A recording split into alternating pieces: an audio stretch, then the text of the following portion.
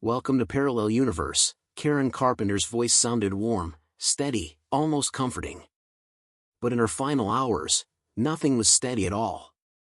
On the morning of February 4, 1983, the woman whose songs filled millions of homes collapsed on her bedroom floor, alone, fragile, and far from the polished image America thought it knew. By the time help arrived, it was already too late. She was just 32 years old. To the public, Karen Carpenter was the picture of wholesome success. Alongside her brother in the Carpenters, she delivered hit after hit, gentle love songs, holiday classics, melodies that felt safe and familiar. Her voice was rich, almost impossibly pure. She didn't look like a troubled star. No scandals. No chaos. Just calm. But behind the scenes, Karen was fighting a battle almost no one understood at the time. She was obsessed with her weight. Every pound felt like failure. Every meal felt dangerous. While audiences heard effortless beauty, she saw only flaws in the mirror. The thinner she became, the more praise she received, and the more trapped she felt. Fame made it worse. Cameras magnified everything.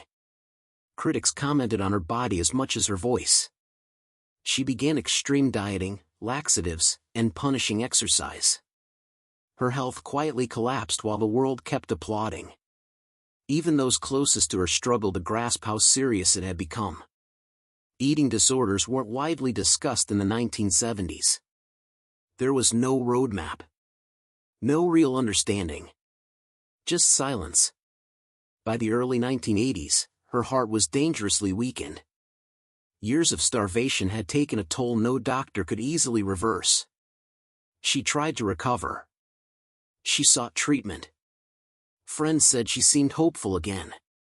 There were plans for new music, a new chapter, maybe even a normal life beyond the spotlight. Then came that final morning.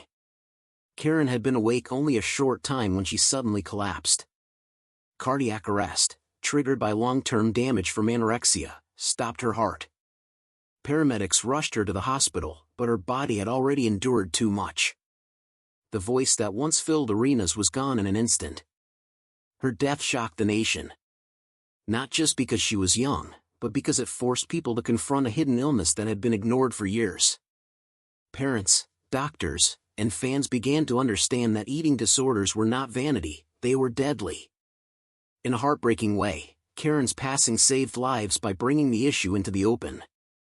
Today, her recordings still play in quiet kitchens, long car rides, and holiday gatherings. That gentle voice hasn't aged.